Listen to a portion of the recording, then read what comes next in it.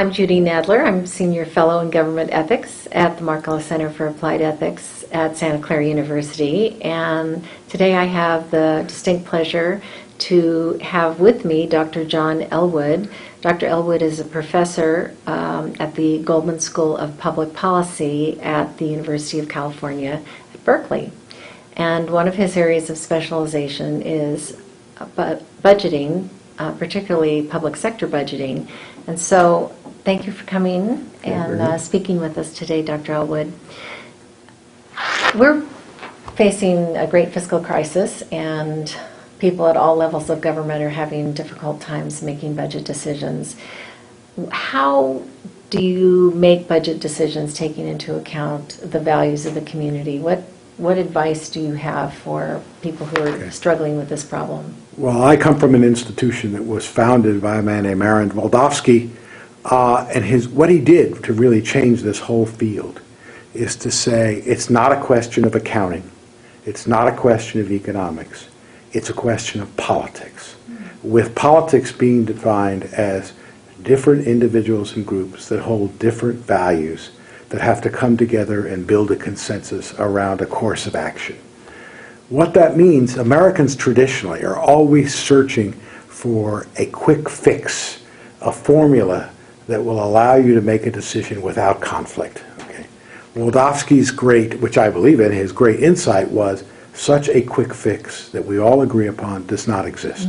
The hard part is building the consensus around the values.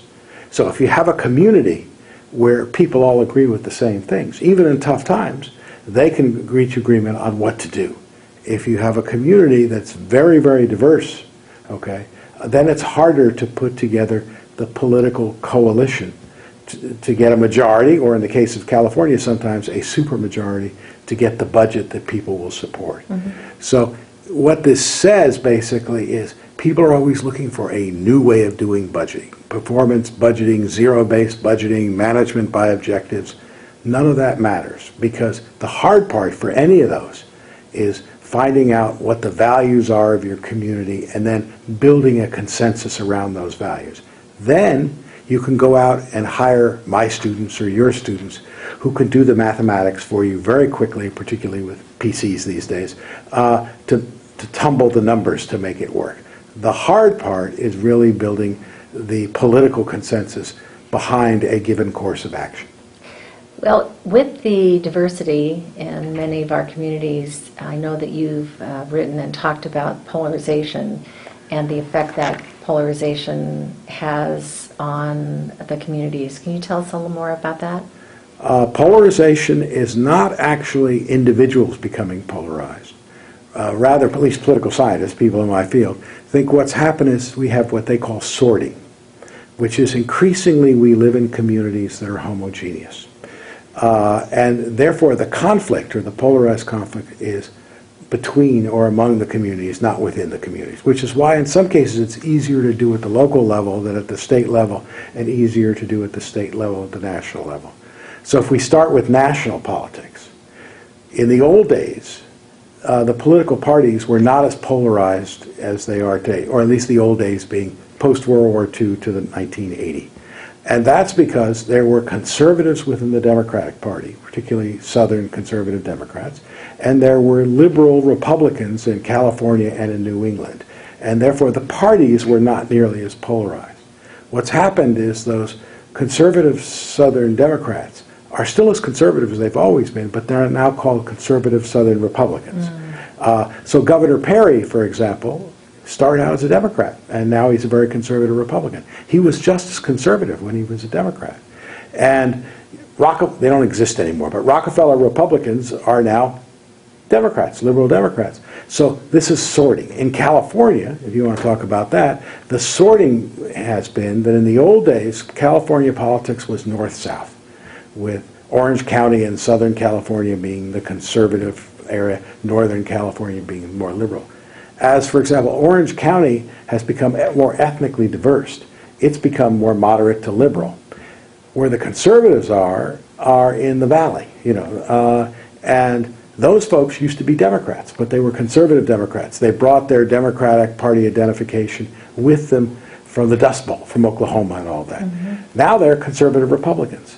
And everybody in Northern California, not everybody, you know, overwhelmingly are Democrats. So California politics has split and polarized along the coast being liberal Democrat and inland being conservative. Okay. Now what makes it worse in California is on the revenue side we have a 2/3 rule to raise taxes. And my personal feeling is that this helps neither party. The Republicans know they can block anything, so they don't have to compromise. The Democrats know they have no chance of getting anything through, at least on the revenue side, which means they can propose stupid things that they know they will never be able to get through. So they can just posture. So we've moved from a situation where the parties are willing and know that they have to compromise to one where if you are a legislator in Sacramento, you don't fear someone from the other party in the general election. You fear about being challenged in the primary. And Republicans fear being challenged from the right. Democrats fear being challenged from the left.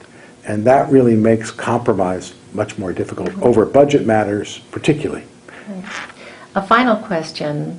You've done a lot of research in looking back at the trend lines historically on the economy and how the economy has changed and the ups and downs.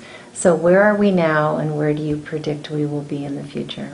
Okay, I'm not an economist by profession, and I wouldn't trust the economists either because they don't agree about where we are. Of the various theories that are out there, I would sort of agree with centrist feeling, which is that the United States has been living beyond its means for many years now. Essentially, we've been borrowing money throughout from around the world. Japan, China, Canada turns out to be a big lender to us. We can still do that, it turns out, because we are the safest country for these investments around. But we're sort of reaching the limits. And individuals have leveraged themselves. Everybody should ask themselves, have they taken on more debt in the last 20 years? For example, did they assume that their house would always be more valuable and they've been borrowing against the value of their house and now that house is not worth as much? Well, then we have to go through a process of deleveraging. If that theory is right, we're going to go through a long period of deleveraging, which means that the current recession is different. It's a financial recession, not an economic cycle recession. We know that financial recessions last a lot longer than do the typical recession. There's a man named Rogoff at Harvard who's written a recent book on this, which means we have long-term problems. Or you have to look at Japan, which has been living through 20 years of this, okay, after their real estate bubble. That's going to be tough times for many years. And if you plot the current recession compared to prior ones, it's not the deepest one we've had recently. The deepest one was actually in 1980-81, but it quickly came back, which is how Ronald Reagan won his re-election. This one went down and has not come back like prior ones. And that's the sad news. And no one has a quick magic bullet in terms of what to do. Okay. Well, thank you so much for joining us today, Dr. Ellwood. We really appreciate your insights and the time that you devoted to studying and teaching this very important subject. It's a pleasure visiting you.